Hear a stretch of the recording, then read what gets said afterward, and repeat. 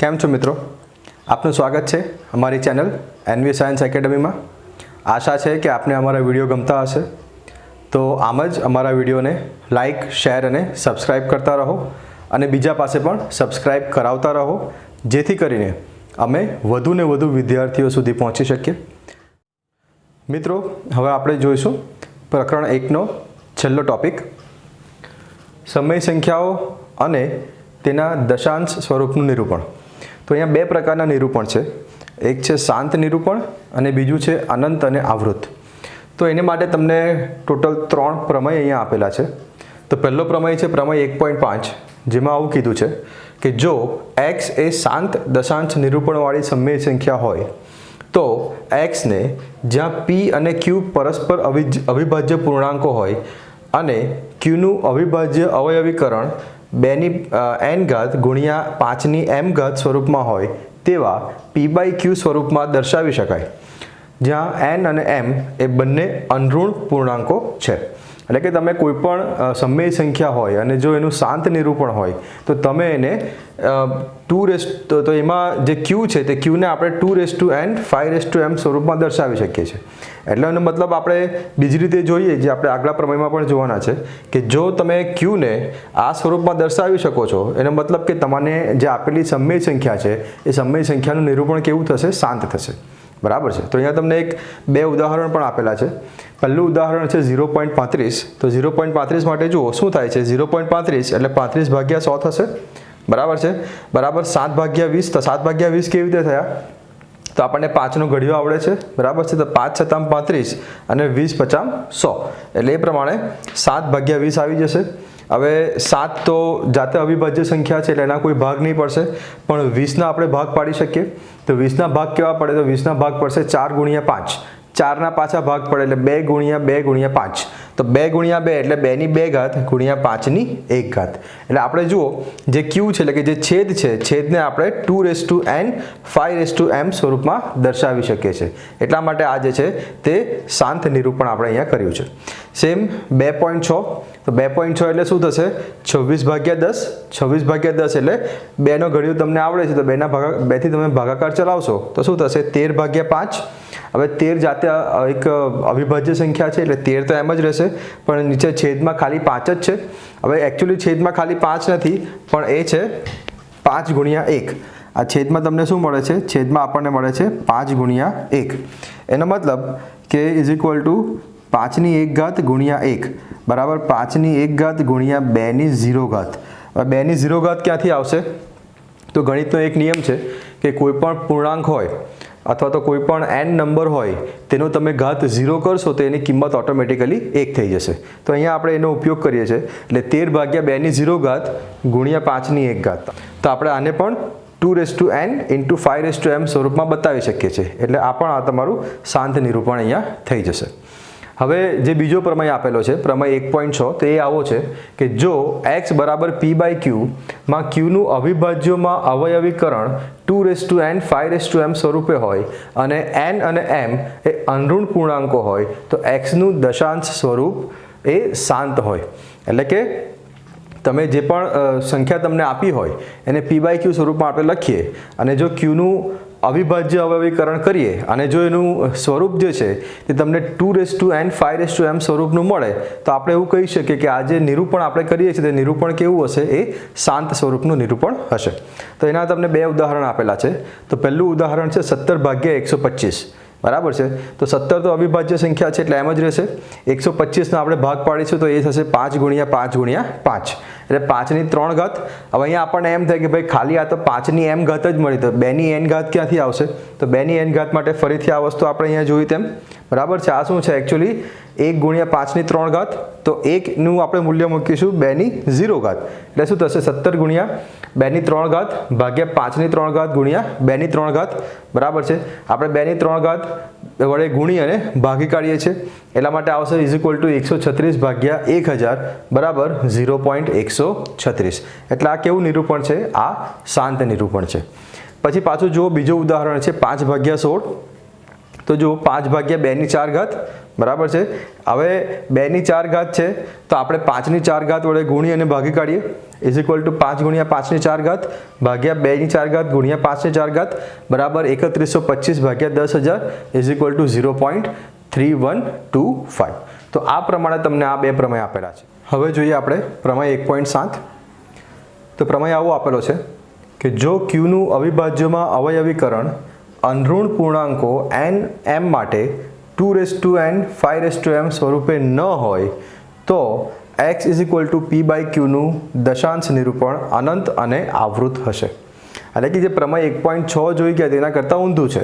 પ્રમેય 1.6માં એવું છે કે જો સ્વરૂપ આવું હોય તો એ શાંત હશે અને જો સ્વરૂપ આવું નથી 1.7માં જે કીધું છે કે જો p બાય ક્યુમાં ક્યુનું સ્વરૂપ જો 2n 5m સ્વરૂપનું નથી તો એ કેવું હશે તો એ અનંત અને આવૃત છે। તો જુઓ અહીંયા તમને એક્ઝામ્પલ આપેલા છે બે। એક છે 17 ભાગ્યા 30 તો 17 ભાગ્યા 30 કરશો એટલે 17 ભાગ્યા 2 ગુણ્યા 3 ગુણ્યા 5। હવે આપણને સ્વરૂપ કેવું જોઈએ છે ખાલી 2 ગુણ્યા 5 એવા સ્વરૂપનું જોઈએ છે જ્યારે અહીંયા આપણને મળે છે 2 ગુણ્યા 3 ગુણ્યા 5 એટલે કે 3 અહીંયા વધારાનો છે એટલે આપણું જે કન્ડિશન છે તે સેટિસ્ફાઈ થતી નથી અને એને કારણે તમને જે નિરૂપણ મળશે તે કેવું હશે અનંત અને આવૃત। હવે સેમ વસ્તુ અહીંયા જો બીજું ઉદાહરણ છે 19 ભાગ્યા 15 તો જુઓ 19 ભાગ્યા 3 ગુણ્યા 5 એટલે અહીંયા પણ આપણું જે સ્વરૂપ છે ક્યુનું તે 2n ગુણ્યા m પ્રકારનું નથી અને આપણને જવાબ મળે છે 1.266666 ઇન્ફાઇનાઇટ।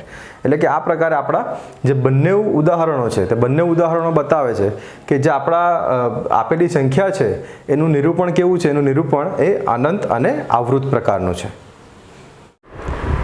સ્વાધ્યાય 1.4નો પ્રશ્ન તમને આવો આપેલો છે કે ભાગાકારની લાંબી પ્રક્રિયા કર્યા વગર નીચે દર્શાવેલ સમય સંખ્યાઓનું દશાંશ નિરૂપણ શાંત છે કે અનંત આવૃત તે જણાવો। તો આપણને કુલ 10 અલગ અલગ રકમો આપી છે તો એક એક કરીને આપણે એને ચેક કરીએ કે ભાઈ આનું નિરૂપણ કેવું છે શાંત છે કે પછી અનંત આવૃત છે। તો ચાલો ચાલુ કરીશું। પહેલી જે રકમ છે તે છે 13 ભાગ્યા 3125। હવે તમે જુઓ તો p બાય ક્યુ સ્વરૂપમાં છે બરાબર છે। હવે આપણે ક્યુના અવિભાજ્ય અવયવો વિચારી લઈએ તો જુઓ 3125 એટલે એ 5ના ઘાતમાં આવશે બરાબર છે। જો તમે વિચારશો તમે થોડી ગણતરી કરશો તો આ 5ની 5 ઘાત થશે કારણ કે 5ની 1 ઘાત 5 પછી 25 પછી આવશે 125 પછી આવશે 625 અને પછી આવશે 3125 બરાબર છે। તો એ પ્રમાણે તમને 3125 મળશે એટલે 5ની 5 ઘાત થશે। હવે તમે જુઓ તો આપણે જે પ્રમેય જોઈ ગયા પ્રમેયમાં એવું છે કે ભાઈ જો છેદ જે છે એ 2n અને 5m સ્વરૂપમાં મળે તો જ એનું નિરૂપણ શાંત હોઈ શકે બાકી અનંત આવૃત હશે।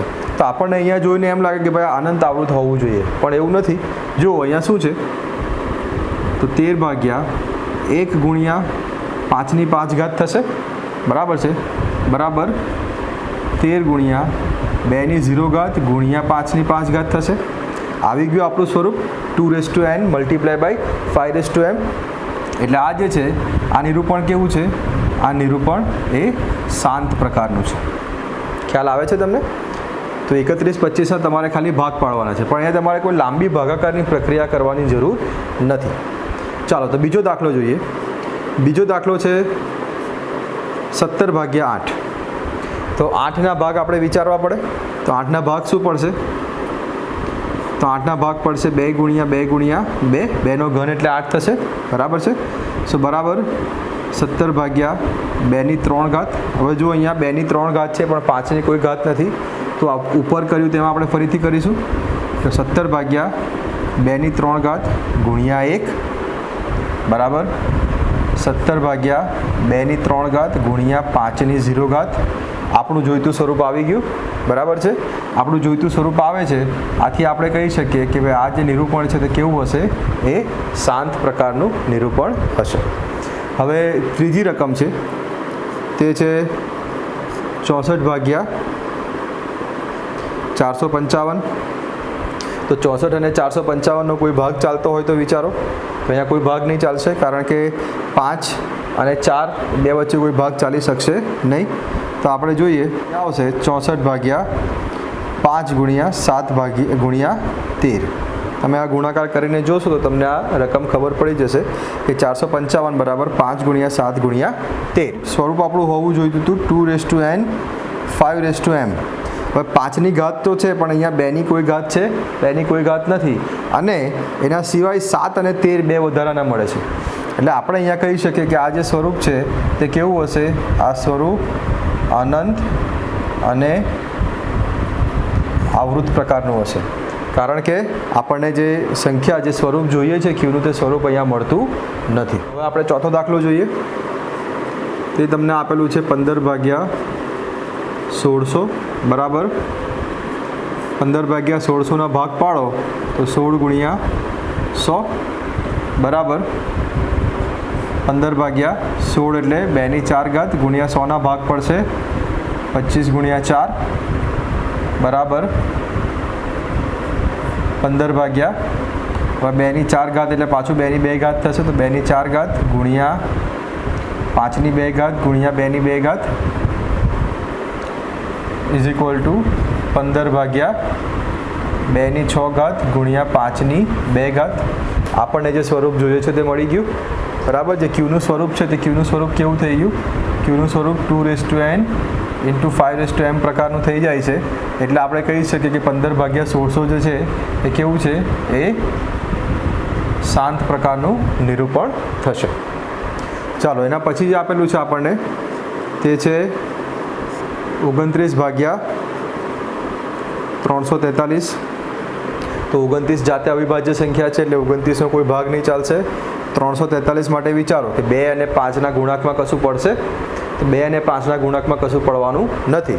તો 343 જે છે એ 7નો ઘન થશે. 29/7નો ઘન એટલે અહીંયા 2 અને 5 ગુણાકારમાં કોઈ જગ્યા ઉપર આવતા નથી. આથી આપણે સીધી રીતે કહી શકીએ કે આનું નિરૂપણ કેવું હશે? આનું નિરૂપણ એ અનંત અને આવૃત પ્રકારનું થશે, કારણ કે આપણો છેદ જે સ્વરૂપમાં આવવો જોઈએ તે સ્વરૂપમાં આવતો નથી. ચાલો એના પછીનો જે રકમ તમને આપી છે એટલે આપણે કેટલા દાખલા ગણી ગયા? 1 2 3 4 5. છઠ્ઠો દાખલો જોઈએ. તો છઠ્ઠો દાખલો છે 23/2ની 3 ઘાત 5ની 2 ઘાત. હવે આ દાખલામાં કશું જ કરવાની જરૂર નથી, તમને સીધું જોઈને જ ખબર પડી જાય છે કે આ જે સ્વરૂપ છે તે કેવું છે? એ શાંત સ્વરૂપ છે. કેમ? કારણ કે છેદ એ આપણને 2ની n ઘાત અને 5ની m ઘાત સ્વરૂપમાં જ આપેલો છે. એટલા માટે આપણું જે સ્વરૂપ થશે તે કેવું થશે? એ શાંત નિરૂપણ તમને અહીંયા જોવા મળશે. હવે આગળનો દાખલો જોઈએ. તો જુઓ એના પછી આપણને આપેલું છે 129/2ની 2 ઘાત ગુણ્યા 5ની 7 ઘાત ગુણ્યા 7ની 5 ઘાત. તો જુઓ અહીંયા પણ આપણે કશું વિચારવાની જરૂર નથી, તમે સીધું રકમ જોઈને જ જવાબ કરી શકો છો. હવે અહીંયા આપણને છેદમાં 2ની n ઘાત અને 5ની m ઘાત તો છે, પણ સાથે સાથે 7ની 5 ઘાત આપી છે.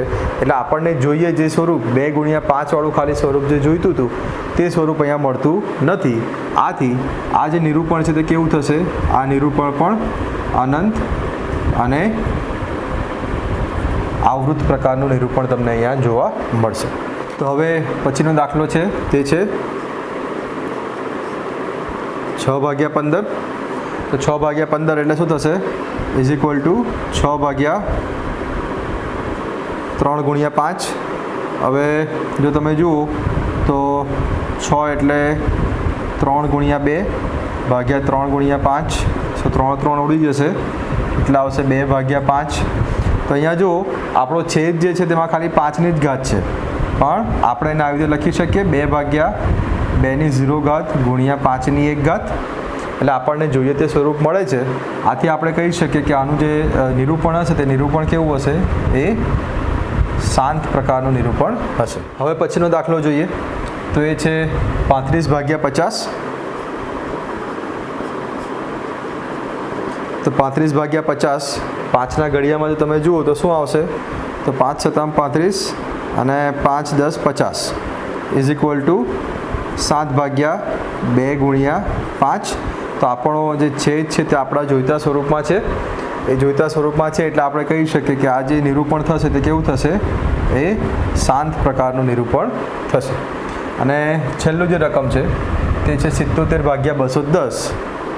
તો 77 ભાગ્યા 210 ભાગ ચલાવીએ તો 7થી ભાગ ચાલે એટલે 11 ભાગ્યા 7 એટલે 3 અને 30 બરાબર છે ઇઝ ઇક્વલ ટુ 11 ભાગ્યા 6 ગુણ્યા 5 બરાબર 11 ભાગ્યા 3 ગુણ્યા 2 ગુણ્યા 5. તો જો અહીંયા છેદમાં આપણને 2 ગુણ્યા 5 તો મળે છે પણ વધારાનું આપણને 3 પણ મળે છે. એટલે આપણને જે સ્વરૂપમાં છેદ જોઈતો હતો તે સ્વરૂપમાં મળતો નથી. આથી આનું જે નિરૂપણ છે તે કેવું થશે? એનું નિરૂપણ એ અનંત અને આવૃત પ્રકારનું થશે. તો અહીંયા આપણો સ્વાધ્યાય 1.4નો પહેલો પ્રશ્ન પૂરો થાય છે. સ્વાધ્યાય 1.4નો જે બીજો પ્રશ્ન છે તેની રકમ આવી છે કે આગળના પ્રશ્નમાં જેનું દશાંશ સ્વરૂપ શાંત હોય તેનું દશાંશ નિરૂપણ સમજાવો અથવા તો દર્શાવો. તો મેં અહીંયા જે આગળના પ્રશ્નમાં પહેલા પ્રશ્નમાં જે આપણી સંખ્યાઓ આપણને શાંત સ્વરૂપમાં મળે છે તેના મેં અહીંયા રકમ લખી દીધી છે. તો દશાંશ નિરૂપણ બતાવવું હોય તો અહીંયા આપણે શું કરવું પડશે? તો દશાંશ નિરૂપણ બતાવવા માટે આપણે જે છેદમાં ક્યુ મળે છે તો ક્યુમાં 2 ગુણ્યા 5 અહીંયા આપણે એન અને એમ આવું લઈએ છીએ બરાબર છે. તો દશાંશ નિરૂપણ કરવા માટે આપણે એવું કરવું પડશે કે જે એન અને એમની ઘાત હોય છે તો એન અને એમની ઘાત બંનેને સરખી કરવી પડશે. તો જ આપણને દશાંશ સ્વરૂપ નીચે મળી શકે છે બરાબર છે. આ સામાન્ય ગણિતનો નિયમ છે, બીજું કંઈ નથી. તે આપણે બેવને સરખી કરીશું. એટલે આમાં આપણે સ્વરૂપો બધા જોઈ ગયા આગળ. તેમાં આપણે જોયું કે ભાઈ કોઈમાં 2ની ઘાત છે, કોઈમાં 2ની ઘાત નથી, અથવા તો 2 અને 5ની ઘાત છે તો બેવ અલગ અલગ છે. તો આપણે એવું પ્રયત્ન કરીશું કે બેવની ઘાત સરખી થઈ જાય. અને બેવની ઘાત જ્યારે સરખી થશે તો આપણો જે છેદ છે તે છેદ બધો 10ના સ્વરૂપમાં આવી જશે અને આપણે આપણી સંખ્યાને સરળતાથી દશાંશ સ્વરૂપમાં દર્શાવી શકીશું. તો આપણે પહેલો દાખલો જોઈએ. તો પહેલો દાખલો આવો છે 13 ભાગ્યા 31/25. તો આનું સ્વરૂપ આપણે ઓલરેડી આગળ જોઈ ગયા છે. 13 ભાગ્યા 5ની 5 ઘાત આવશે. હવે મેં તમને કીધું કે એન અને એમની ઘાત આપણે સરખી કરીએ. તો એના માટે જુઓ શું કરીશું આપણે? તો 13 ગુણ્યા કંઈક કરવાનું છે અને 5ની 5 ઘાત ગુણ્યા કંઈક કરવાનું છે. હવે અહીંયા એકચ્યુઅલી 2ની 0 ઘાત છે બરાબર છે, પણ આપણે શું કરીશું? આપણે કિંમતને સરખી જ રાખવા માટે 2ની 5 ઘાત અને અહીંયા 2ની 5 ઘાત ઉપર નીચે 2ની 5 ઘાત સરખી કિંમતથી ગુણીએ તો આપણું જે ઓરિજિનલ વેલ્યુ છે તેમાં કોઈ ફરક પડવાનો નથી. સો ઇઝ ઇક્વલ ટુ આનો તમે ગુણાકાર કરશો તો જવાબ આવશે 416 ભાગ્યા 10,000. હવે આપણે છેદમાં 10ના સ્વરૂપમાં લાવવું છે એટલા માટે આપણે આ પ્રકારની પ્રક્રિયા કરીએ છીએ. સો ઇઝ ઇક્વલ ટુ જવાબ આવશે 0.00416. એટલે આપણું દશાંશ નિરૂપણ અહીંયા આવી જાય છે. ચાલો બીજો જે દાખલો છે તે બીજો છે 17 ભાગ્યા 8. સો ઇઝ ઇક્વલ ટુ 17 ભાગ્યા 2ની 3 ઘાત. આ પણ નિરૂપણ આપણે આગળ જોઈ ગયા છે. સો ઇઝ ઇક્વલ ટુ 17 ગુણ્યા અને 2ની 3 ઘાત ગુણ્યા. તો આપણે 5ની કેટલી ઘાત લેવી પડશે? 5ની 3 ઘાત. એમ અને એનની વેલ્યુ સરખી રાખવા માટે. સો 17 ગુણ્યા 5ની 3 ઘાત ભાગ્યા 2ની 3 ઘાત ગુણ્યા 5ની 3 ઘાત બરાબર. તો તમે આનો ગુણાકાર કરશો તો એ આવશે 2125 ભાગ્યા આ આવશે 1000 બરાબર 2.125. તો આપણી બીજી સંખ્યાનું દશાંશ નિરૂપણ આવી જાય છે. આગળની જે આપણી રકમ છે તે છે 15 ભાગ્યા 1600. સો બરાબર જો આપણે ભાગ ચલાવીએ તો એ આવશે 3 ભાગ્યા 320. 5થી ભાગ ચાલશે બરાબર છે. હવે આને આપણે ભાગ પાડી દઈએ તો બરાબર 3 ભાગ્યા આ આવશે 2ની 6 ઘાત ગુણ્યા 5. હવે તમે જુઓ તો અહીંયા 2ની 6 ઘાત છે અને 5ની 1 જ ઘાત છે. તો આપણે બેવની ઘાત સરખી કરવી પડશે. તો બરાબર 3 ગુણ્યા કંઈક કરીશું અને 2ની 6 ઘાત ગુણ્યા 5 ગુણ્યા કંઈક કરીશું. તો અહીંયા આવશે 5ની 5 ઘાત અને અહીંયા આવશે 5ની 5 ઘાત. એટલે છેદ અને અંશમાં 5ની 5 ઘાતથી આપણે ગુણવું પડે. એટલે 3 ગુણ્યા 5ની 5 ઘાત ભાગ્યા 2ની 6 ઘાત ગુણ્યા 5ની 6 ઘાત. તો જો અહીંયા એમ અને એનની કિંમત સરખી થઈ ગઈ. સો ઇઝ ઇક્વલ ટુ 9375 ભાગ્યા 10 લાખ આવશે, બરાબર છે. એટલે આપણે આને સાદા સ્વરૂપમાં લખીએ. સો ઇઝ ઇક્વલ ટુ 0.009375. ચાલો હવે આગળનો દાખલો આપણે જોઈશું.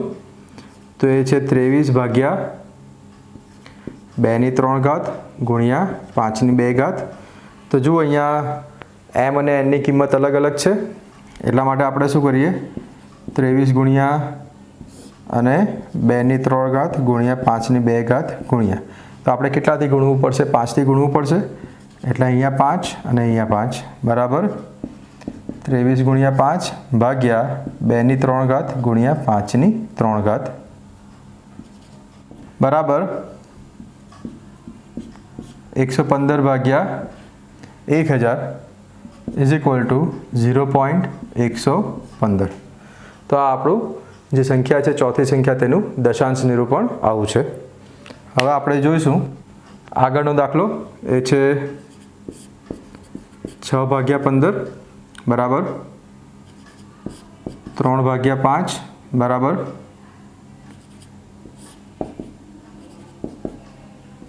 2 અને 2 બરાબર 6 ભાગ્યા 10 બરાબર 0.6.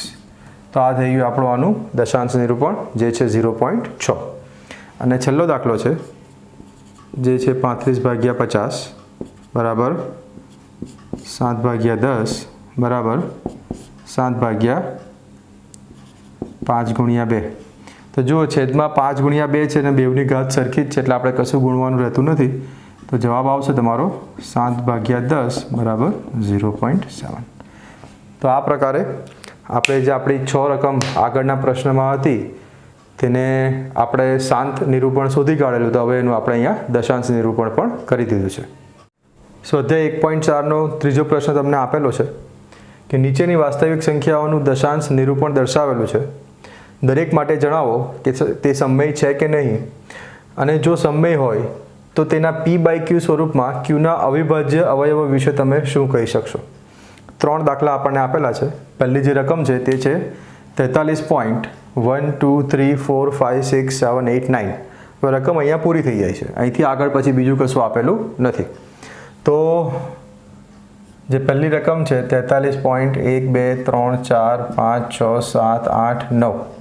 હવે અહીંયા રકમ પૂરી થઈ જાય છે, એનો મતલબ કે આ કોઈક એવી રકમ હોવી જોઈએ કે જેનો ભાગાકાર અહીંયા પૂરો થઈ ગયો, અથવા તો એનું નિરૂપણ અહીંયા પૂરું થઈ ગયું. આગળ હવે અહીંયા બીજું કશું આપેલું નથી, એટલે રિપીટ પણ નથી થતું કે બીજું કંઈ નથી, બરાબર છે. એનો મતલબ કે આ સંખ્યા કેવી હોવી જોઈએ, આનું નિરૂપણ કેવું હોવું જોઈએ, આનું નિરૂપણ એ શાંત પ્રકારનું હોવું જોઈએ, બરાબર છે. આ લોજિક છે ને આગળના પ્રમેય પરથી છે, બીજું કંઈ નથી. આગળના જે 2 પ્રમેય જોઈ ગયા, 3 પ્રમેય, તે 3 પ્રમેયનો ઉપયોગ કર્યો છે અહીંયા, અને મેં ખાલી એટલું તારણ કાઢી લીધું આના ઉપરથી કે હવે અહીંયા રકમ પૂરી થઈ જાય છે, આગળ કશું આપેલું નથી, બરાબર છે. એટલે આનું જે નિરૂપણ છે તે કેવું હોવું જોઈએ, એ જરૂર શાંત પ્રકારનું હોવું જોઈએ. અને બીજું, જે p/q સ્વરૂપની ઉપર તમને વાત કરી છે કે ભાઈ p/q સ્વરૂપ હોય, જો તમે આને p/q સ્વરૂપમાં દર્શાવો તો q વિશે તમે શું કહી શકો. તો જુઓ આ શાંત આનું સ્વરૂપ આવે છે, એટલે આપણે એવું કહી શકીએ કે જે q છે એ qમાં 2n અને 5m સિવાય બીજો કોઈ પણ તમને ઘટક મળી શકશે નહીં, કારણ કે આ શાંત સ્વરૂપમાં છે એટલા માટે. ચાલો બીજું જે છે, બીજી રકમ બહુ મોટી છે એટલે હું ફરીથી લખતો નથી. એ છે 0.120 1200 12000 1,20,000 અને પછી ... આપેલું છે. એનો મતલબ કે આ વસ્તુ કન્ટિન્યુઅસ છે, રિપીટિંગ છે, પણ જુઓ દર વખતે આંકડા બદલાઈ જાય છે. અહીંયા 1 2 0 છે, પછી અહીંયા 1 2, પછી 1 0 વધી ગયો, પાછો 1 0 વધી ગયો, પાછો 1 0 વધી ગયો, કદાચ આગળ હશે તો હજી 1 0 વધી જશે, બરાબર છે. એટલે આ જે છે એ કોઈ સમય સંખ્યા હોય એવું તમને લાગતું નથી. એટલે આ કેવી સંખ્યા છે, તો આ જે સંખ્યા છે એ જરૂર અસમય સંખ્યા હોવી જોઈએ, બરાબર છે. એટલે આ કેવી સંખ્યા છે, આ અસમય સંખ્યા છે. અને જો અસમય સંખ્યા હોય તો એને માટે એનું જે સ્વરૂપ છે તે